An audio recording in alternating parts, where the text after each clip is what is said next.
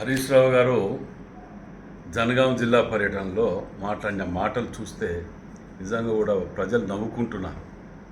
ఏమయ్యా, ఇంకా ఎవరిని మబ్బ పెడదామని తిరుగుతున్నాను? మేము వచ్చి 100 రోజులు కాలే, 10 ఏళ్ళు చేసినారు, 5 ఏళ్ళు చేసినా కానీ మేము మొన్ననే వచ్చినాం కదా అని మాట్లాడినాం. మీరు 180 మంది చనిపోయినరు. ఎక్కడ ఇంటే నవ్వుతారా? ఎవరిని రెచ్చగొడతానో?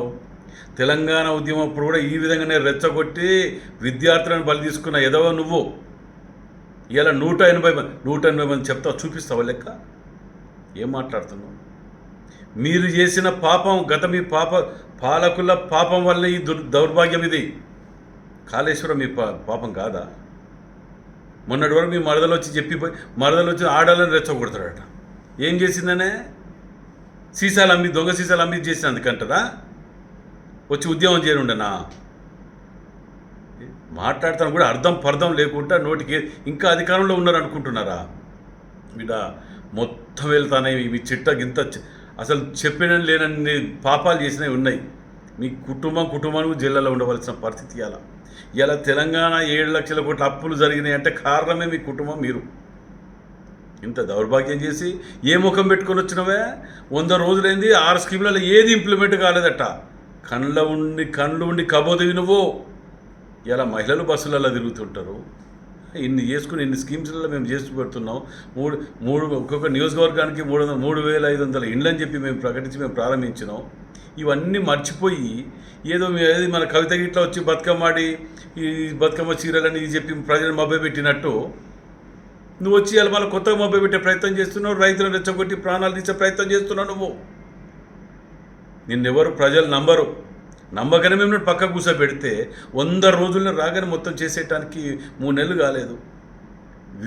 మీరు 10 ఏళ్ళలో చేయలేనిది మేము 3 నెలల్లో చేసి చూపించినాం. అది మా గొప్పతనం. మీ పాపం కాదా హన్మకొండ మునిగిపోవటం?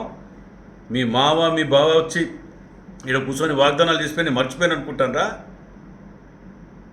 ఒక్కొక్కరి కుటుంబానికి 10,000 ఇస్తామని చెప్పి హన్మకొండ ముంచిపోయారు మీరు. వరంగల్ జిల్లాని చెప్తున్న ఇయ్యాల ప్రజలారా మీరు కూడా గమనించండి. ఇతను వీళ్ళ మామ అల్లుడు అందరు కలిసి వరంగల్ జిల్లాని 6 ముక్కలు చేసి సమ్మక్క సారక్క ఒక దిక్కు, వరంగల్ ఫోర్ట్ ఒక దిక్కు, 1000 స్తంభాల గుడి ఒక దిక్కు, ఇట్లా విభజించి ఆఖరికి వరంగల్ అనే నామం లేకుండా కాకతీయ రాజులు పరిపాలించినటువంటి నగరాన్ని ఓరుగల్లుని పేరు లేకుండా ఆఖరికి ఓరుగల్లు దగ్గర పోవాలన్నా వంగిపోవాలని చెప్పి బ్రిడ్జ్ కట్టి వరంగల్ సిటీలకు బ్రిడ్జ్ కిందకి వెళ్ళి దూరి వచ్చే దొంగలు తిరిగి వచ్చేటట్టు చేసిన ఘనత వీళ్ళది. వరంగల్లో ఉన్న ఆస్తులని సెంట్రల్ జైలు కుదబెట్టి అప్పు తెచ్చుకొని పారిపోయిన దొంగలు వీళ్ళు రైతుల పంటల గురించి మాట్లాడుతున్నారా? రైతుల పంటల పాపం మీది కాదా అది?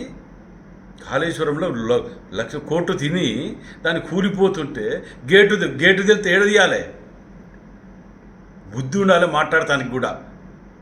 ఏది దొరికితే ఏది మాట్లాడినా ఆ రోజు అసెంబ్లీ కూడా అట్టే మాట్లాడి మాకు విచిత్రం అనిపించింది. ఆఖరికి డిస్ప్లే చేస్తారు స్క్రీన్కో బాయ్ని పెడితే కూడా బాయ్ కేసీఆర్ బిల్లులో పెట్టి అలా లేదంటాడు, దొంగతనాలు బయటపడతాయని. ఇలాంటి వ్యక్తి ఈ మాట్లాడుతుంటే విచిత్రం అనిపిస్తుంది. దానితో దయాకర్ రావు గారు, అరే మేము వచ్చి సరిగ్గా 100 రోజులైంది, దానికి అని ఇన్ని చేసిందని అప్రిషియేట్ చేయకుండా మేము బాధపడకపోతున్నాం. ఇలా మాట్లాడకపోతున్నాను. నేను అప్రిషియేట్ చేయకున్నా ఉల్టా అభాండాలతోటి ఏదో కొంపలు ముచ్చుకుపోయింది, ఏదో అయిపోయింది, ఇది చేసిండు అది చేసిండు కాంగ్రెస్ వాళ్ళు అట్లా చేసినని మాట్లాడి సిగ్గుండాలే. అంటే ఇవన్నీ మాట్లాడటం వల్ల మీరు చేసిన పాపాలన్నీ ముందుకు రావనుకుంటున్నారేమో. మీ పాపాల చిట్ట ప్రతి మినిట్ ఎక్కడెక్కడ ఎన్ని కోట్లు ఎన్ని లక్షల కోట్లు మీరు తిని తెలంగాణని నట్టేట ముంచిర్రో. అసలు తెలంగాణ ద్రోహులు ఫస్ట్ మిమ్మల్ని ప్రజలు రాళ్లతోటి కొట్టాలే.